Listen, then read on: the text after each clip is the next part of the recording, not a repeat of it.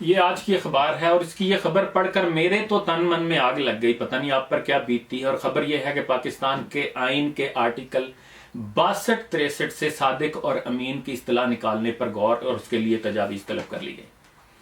یعنی مجھے لگتا ہے ان کے بارے میں اقبال نے کہا تھا کہ خود بدلتے نہیں قرآن کو بدل دیتے ہیں. ہوئے کس درجہ فقیہان حرم بے توفیق. ان غلاموں کا یہ مسلک ہے کہ ناقص ہے کتاب کہ سکھاتی نہیں مومن کو غلامی کے طریق. یعنی آپ خود جب ان آرٹیکلز اور ان کی دفاعات پر پورا اترنے سے قاصر ہیں تو اب آپ ان کو بدلنے پر تل گئے. اور آپ کو یہ شرم بھی نہیں آئی کہ آپ یہ کام اس وقت کر رہے ہیں کہ جب آپ کے وزیر اعظم پر جو ہیں وہ انگلیاں اٹھ رہی ہیں اور ان کے خلاف کرپشن کے الزامات کے تحت جو ہے وہ کیس سپریم کورٹ میں زیر سماعت ہے.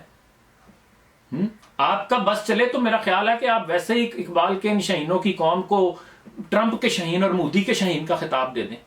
اور میرا تو مشورہ ہے کہ آپ آئین کے آرٹیکل میں ہی یہ دفعات ڈال دیں کہ جو لوگ اقتدار کے خواب دیکھ رہے ہیں ان کے لیے ضروری ہے کہ ان کے خاندانوں کے افراد کے نام آف شور کمپنیوں میں ہونے چاہیے اور ان کے خاندانوں کے پاس جو ہے وہ لوہے اور شوگر کی بلا تعداد ملیں ہونی چاہیے اور اس کے باوجود بھی وہ چند ہزار روپے ٹیکس دیتے ہوں.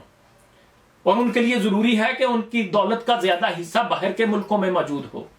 اور ان کے لیے یہ بھی ضروری ہے کہ ان کے پاس یہ تجربہ ہو کہ انہوں نے لاکھوں کروڑوں روپے کے قرضے معاف کروائے ہوں. اور ان کے بچوں کو بھی یہ اعزاز حاصل ہو کہ انہوں نے مقامی صنعت کو تباہ کر کے اپنی پولٹری کی صنعت لگانے کا تجربہ حاصل کیا ہو. جناب والا آپ آئین میں یہ ڈال دیں.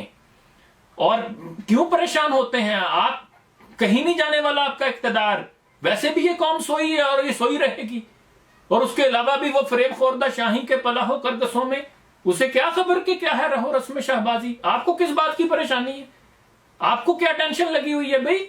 آپ بالکل پریشان نہ ہو. آپ کا یہ اقتدار جو ہے وہ سلطنت مغلیہ کی طرح جو ہے وہ پشتر نسل در نسل چلتا رہے گا. اس لیے کہ یہ قوم سوئی ہے اور دور دور تک اس کے جاگنے کے کوئی آثار نظر نہیں آ رہے. اس لیے آپ بالکل پریشان نہ ہو.